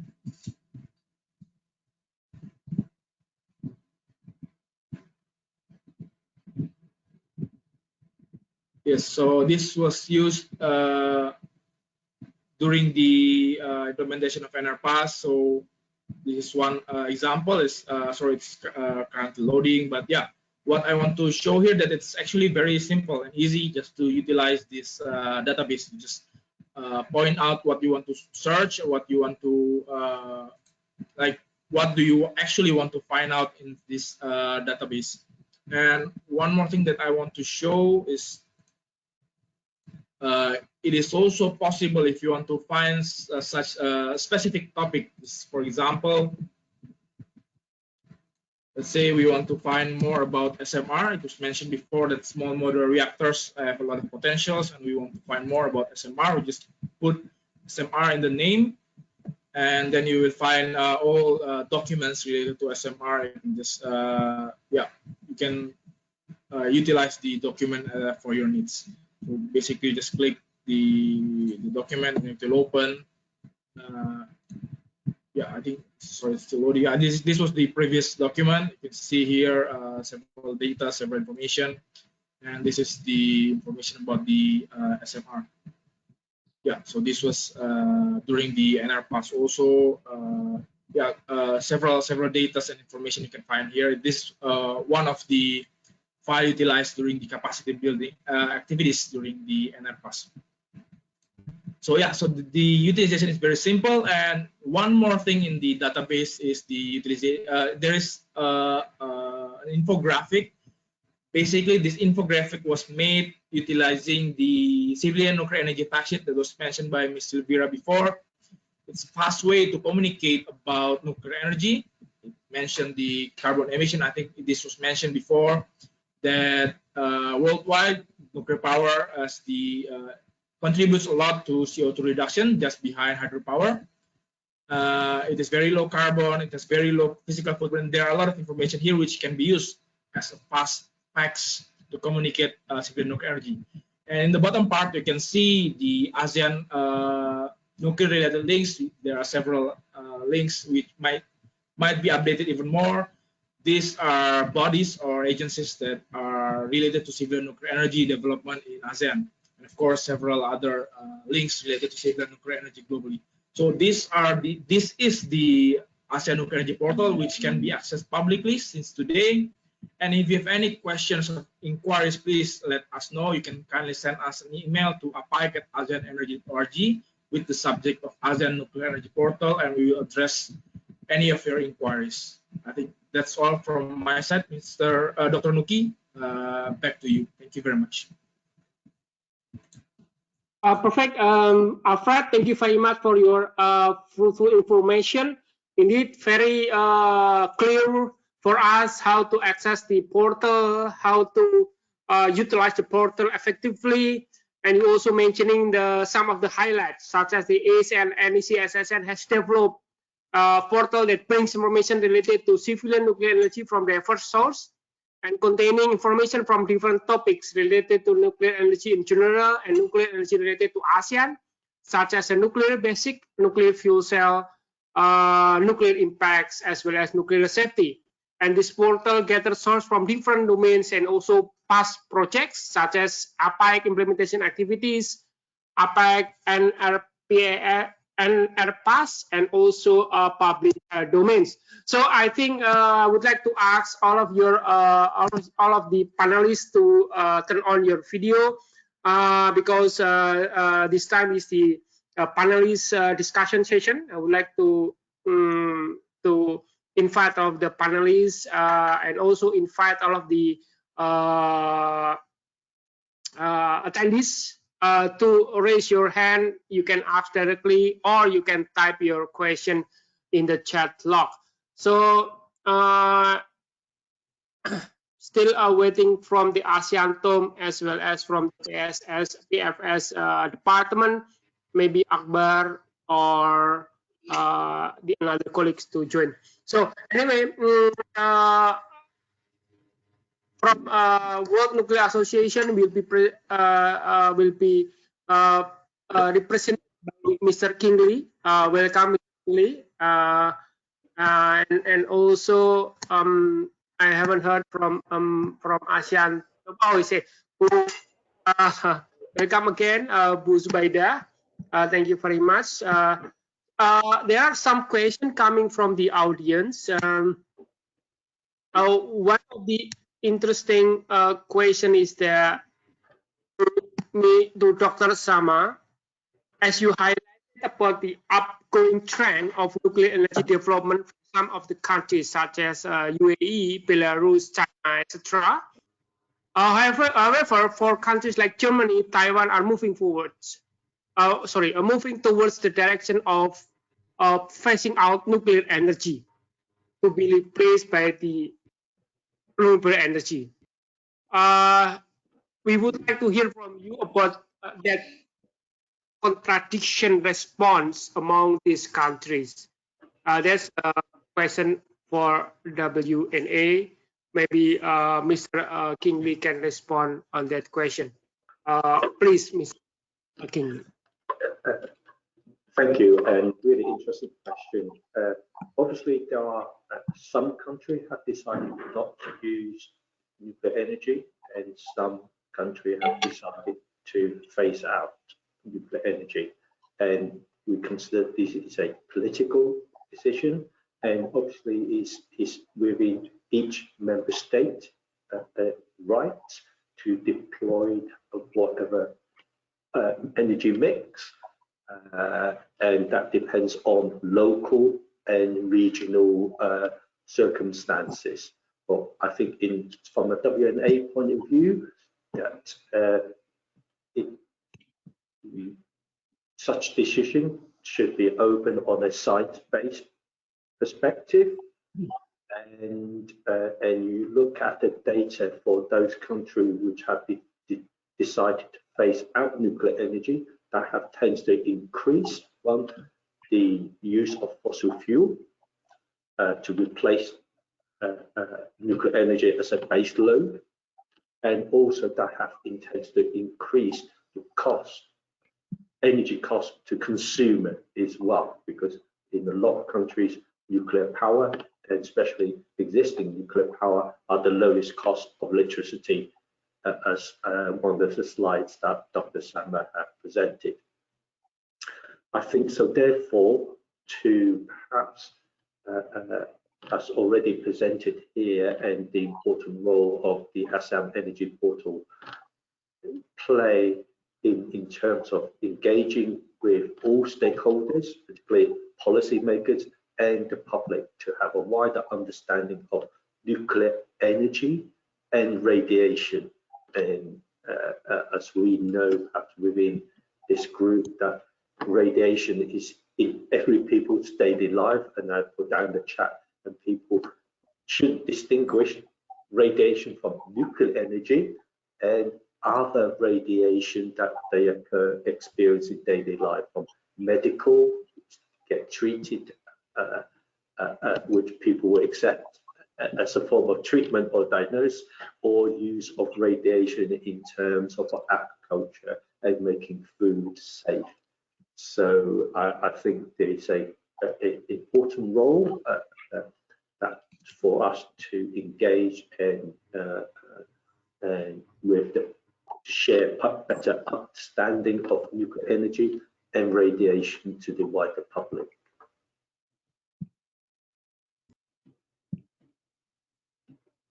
Perfect. Thank you very much for your comment. I think that's true. Some of the measures will be becoming reason for the countries who try to dismiss the nuclear power plant, and the other one perhaps want to install another new nuclear power plant. Another question goes to Ms. Subaida on the wait a second. ASEANTOM seems to be focusing on the safety, security, and safeguard, and he or she asking whether what is the currently any work doing regarding to assist member states on developing regulatory frameworks for the introduction of nuclear energy. Ms. Subaida, you may answer this question.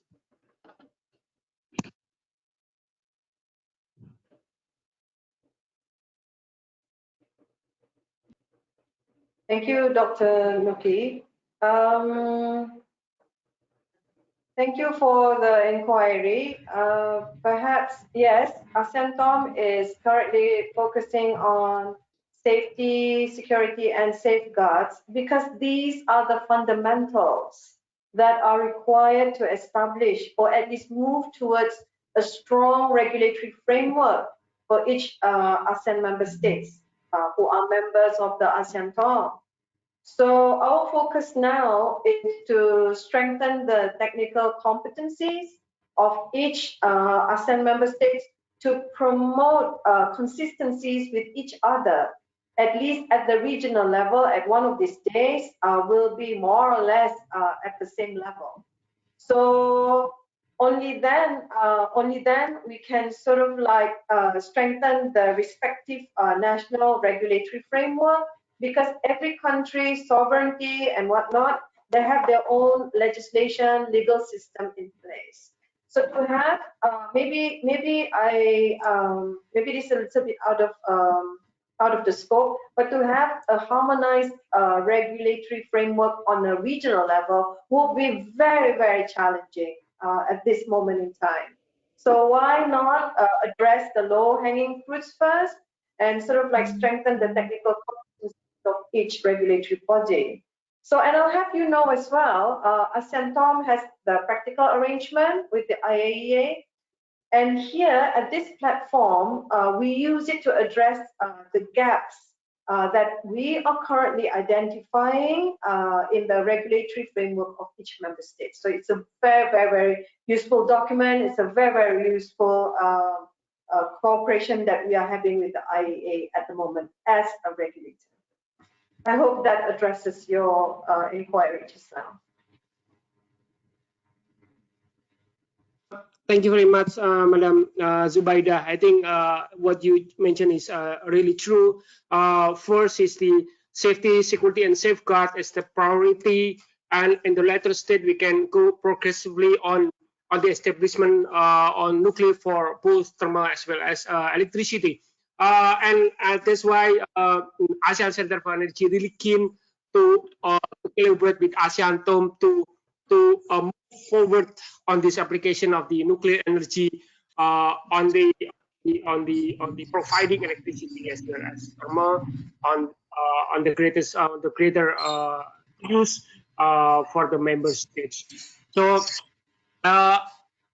another question goes for the ASEAN Center colleagues on one of the key challenges of nuclear energy adoption in ASEAN is on the political level. For example, Malaysia, the country had spent many years developing infrastructure for the introduction of nuclear energy, including the formation of NEPO. However, when a new government came into power, they immediately abolished the nuclear energy program without proper evaluation. Perhaps from the perspective of center, we can also look into educating government leaders in the region of the strong need to have an independent energy policy, regardless of which political party is in power. I think some of our colleagues from ACE, Silvira, as well as Mr. Benny or his representative can respond to this question.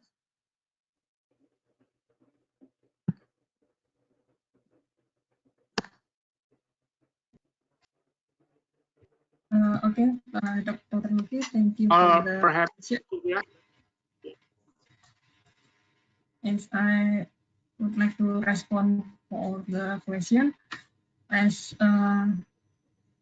about the importance of the government to input the regulation framework that as stated in some reference that the public people still have high trust to the government and their explanation about nuclear benefit and risk. So I think by develop sound regulation framework related to nuclear, and then we can spread the information and enhance public understanding of nuclear. We can improve for the many all backgrounds, all people backgrounds, or to accept the nuclear power plant. Thank you. If I may add, Dr. Nuki. Please, Mr. Alfred. Thank you very much. Yeah, building on what Ms. Silvira said, that there is a need of the importance of the public perception, which is very true, and it was also highlighted during her presentation. And to address this question also regarding the importance of the government support, I think it was highlighted also by Dr. Sama during her presentation, and it is also one of the main key milestones in the IAEA milestones approach that there is a need of political willingness by the government. However, it is always up to the respective countries to determine their own choice to pursue nuclear energy or not. In the case of Malaysia, I think Malaysia is still keeping the manpower or the technical knowledge of the infrastructures that have been built. I think 2 months ago we had focus group discussions, and we noted that even though the NEPIO is no longer working, or the government is no longer pursuing, but the country is still open. The country is still maintaining the manpower and knowledge that have been built over the years. So there is nothing lost, even though there is no clear political willingness anymore. And on this, it was also regarding all the other countries. Also, it was mentioned or highlighted by Mr. Benny that the key strategy of the ASEAN Plan of Action of Energy Cooperation Phase II for 2021 to 2025 is to build human resource capability. So basically, the countries, the other member states, are focusing. For those who want to introduce nuclear energy, they are currently focusing to build the capability. So I think, yeah, the ACE is doing what we can to support the ASEAN member states, to provide the technical assistance and all the needs of the ASEAN member states who are planning to introduce the civilian nuclear energy in their program area. So the role of ACE is the catalyst itself for our countries to regionally cooperate. And also, we are the think tank to provide the needful assistance for those countries who are planning to introduce civilian nuclear energy by their own rights and respective decisions nationally. I think that's from my side, Dr. Thank you very much. Yes, perfect. I think that's correct. Cynthia and Alfred, one of the important milestones on the nuclear power establishment is the public perception. Once the acceptance is very high, then I think it's not difficult for government to implement and to pursue the direction towards the nuclear power for electricity as well as for thermal. Indeed, the results showing a very interesting figures that more beyond 70%, the public is accepting or welcoming the potential of the nuclear energy source for both electricity as well as thermal. Perfect. Thank you very much. A question goes to World Nuclear Association. Maybe we can answer this question. Looking at the presentation from Dr. Asama, that LCE levelized cost of energy, that nuclear power is one of the lowest possible energy source in comparison to other energy, both fossil fuel as well as nuclear energy. Whether those numbers is representing the large nuclear power plant only or including SMR. When if it is SMR includes, meaning that the SMR will be a game changers for this power plant sector, since some of the area in the region are comprising of the island areas. And what will be the major difficulties for developing SMR in the region in the near future? Okay, thank you very much, Dr. Nuki. Dr. Sama presented the result on the OECD Nuclear Energy Agency report, which is the cost of electricity report, which highlights that for nuclear energy, for a long-term operation of an existing nuclear power plant, that is the lowest cost energy. While building new large reactors, it can be gained very competitive, similar to other technology. Obviously, we know that nuclear energy, like other energy sources, are very local dependent. So potentially building a nuclear power plant in China or Russia is very different to the cost-wise to some of the recent build projects in Western Europe Now moving to SMR. SMR is a new technology. Some are under construction, but most are under development, and they have different design and commercial maturity. So there is not a very robust cost assessment of SMR.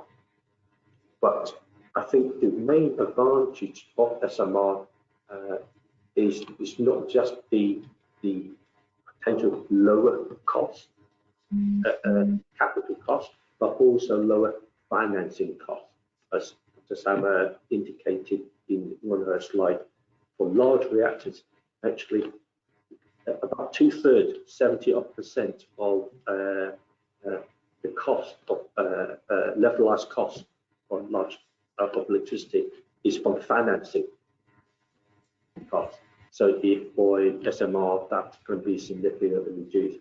I think for us, for SMR deployment, one of the challenges is similar to large reactors. Is first of all, we need government support, as highlighted by different speakers. A nuclear project can last for decades, but it may take about 10 years for a new country, as highlighted by UAE, when they first made a decision to deploy nuclear energy to have their first reactor complete construction, and 60 years of operation, and then longer decommissioning. So that's a long commitment. So we need stable, long-term government policy support in order to successfully develop and deploy any nuclear program, whether it's large reactor or etc.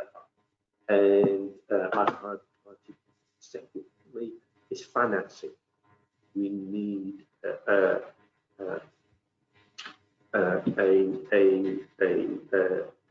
right energy market design, and perhaps more recently, now the focus is on green and ESG financing to attract not only public money, but also in private investment have a important role to play.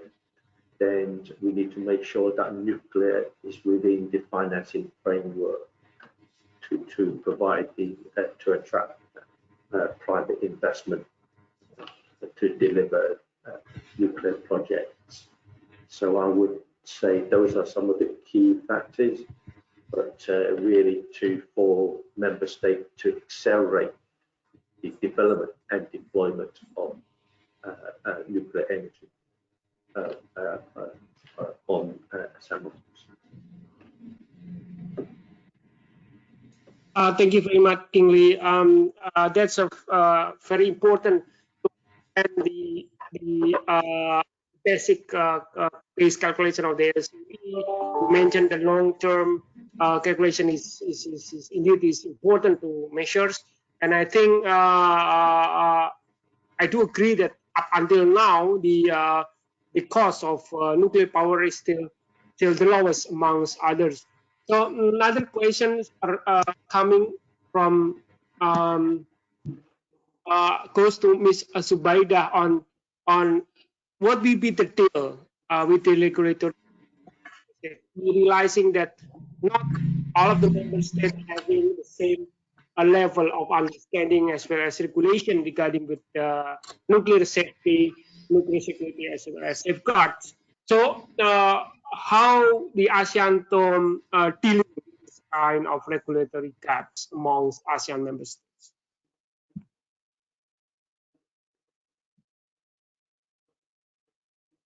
Ms. Zubaida.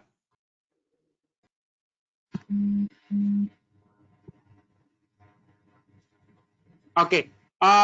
Next question goes to Alfred and Silvira on will ACE incorporate any information on historical initiative conducted by member states, which are no longer being pursued anymore. For example, the effort by Malaysia Nuclear Power Corporation from 2011 to 2019, and then it was successfully recognized by IEA during INIR mission phase 1 for Malaysia.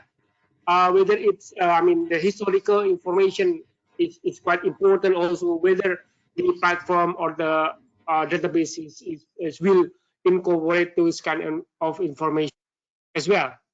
And another question related to the energy portal, nuclear energy portal, is how do you gather the information or documents to upload to the portal? Can people contribute and suggest to fill information or to give the information to the portals? Alfred, you may answer these two questions.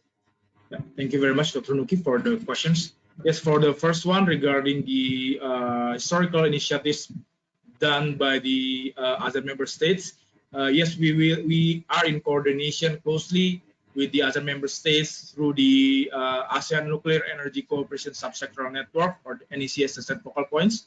So if there are any information or initiative that wants to be disseminated by the ASEAN member states to the ASEAN Nuclear Energy Portal, it will be done. However, yeah, in the current portal also you can see several past initiatives that are related to the several ASEAN member states can already be found there. But if there are any other that has not been included yet, of course we will coordinate closely with the ASEAN member states. The second one regarding how did we gather the information. First, the most of them are ACE properties, or the files or documents based on ASEAN initiatives or activities on civilian nuclear energy.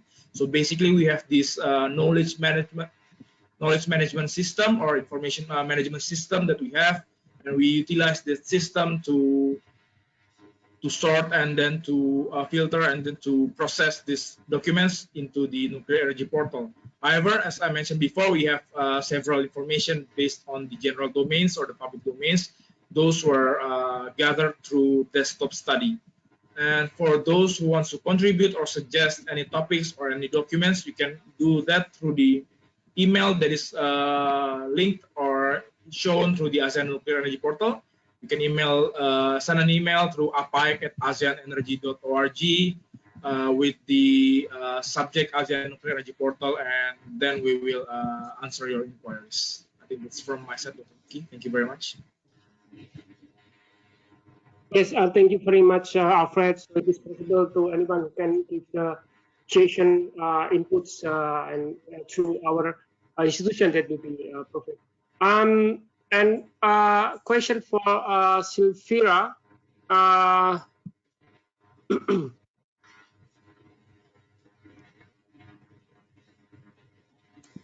will the study help change or convince the public that nuclear energy is safe and beneficial for them? Or are there, and then also next question is, are there a next step to take after publishing and launching the study? Okay, thank you for the question, Dr. Nuki. As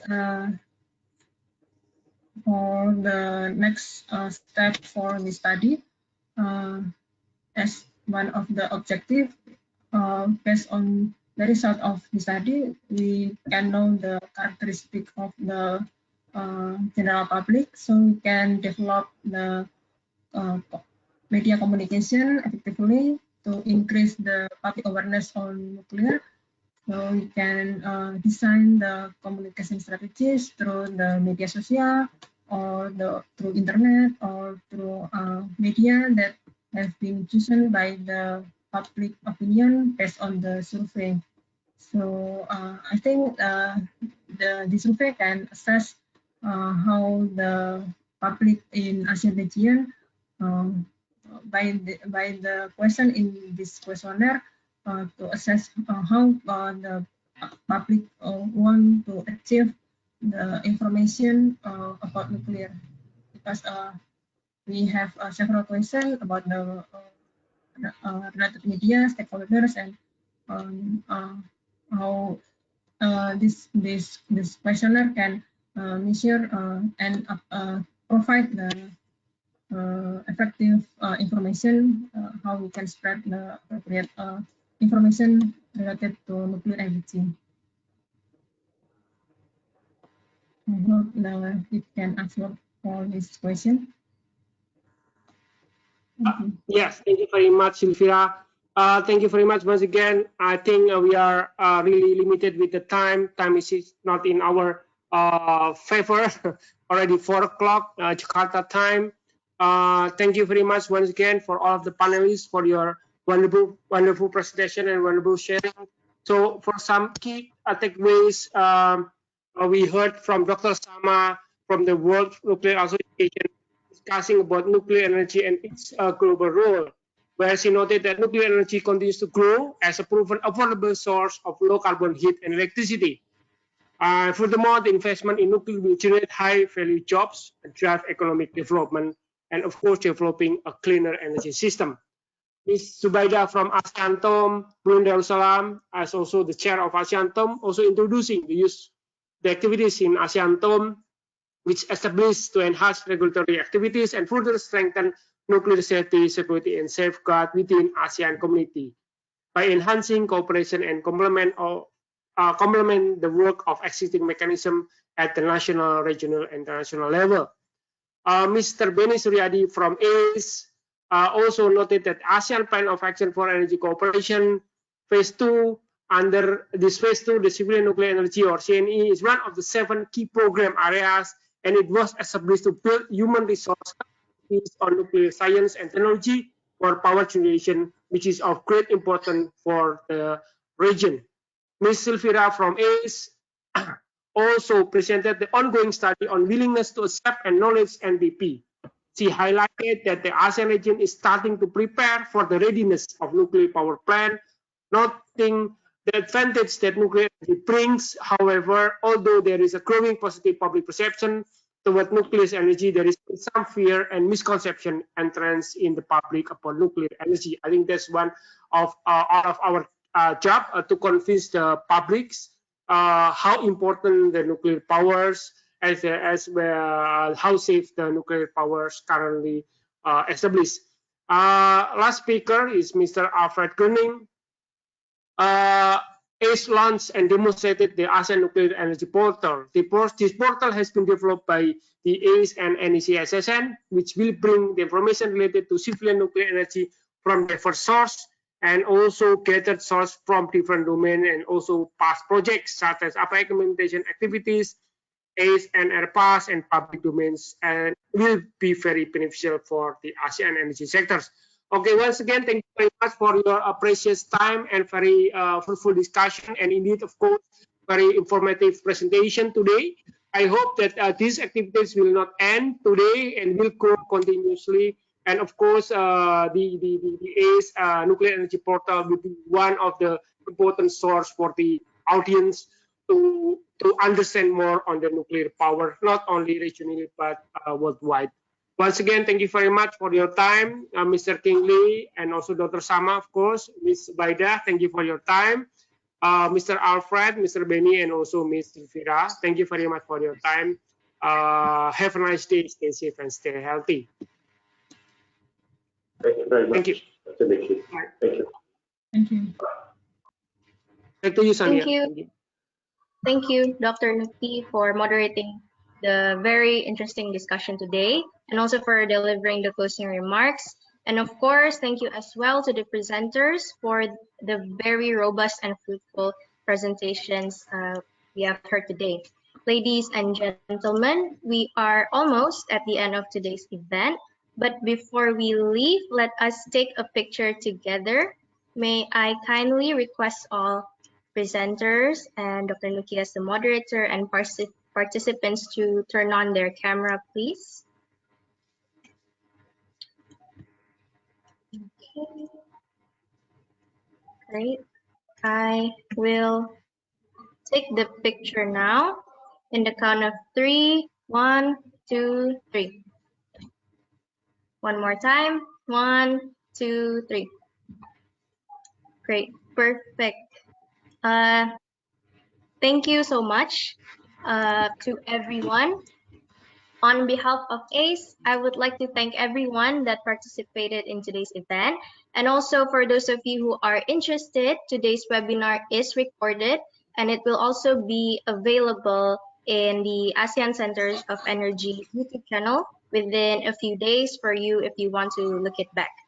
I hope to meet you all again in future ASEAN events. Until then, I hope all of you will stay safe and stay healthy. Goodbye. Very much. Bye-bye. Goodbye. Thank you very much. Thank you all. Bye. Thank Thank you you. all.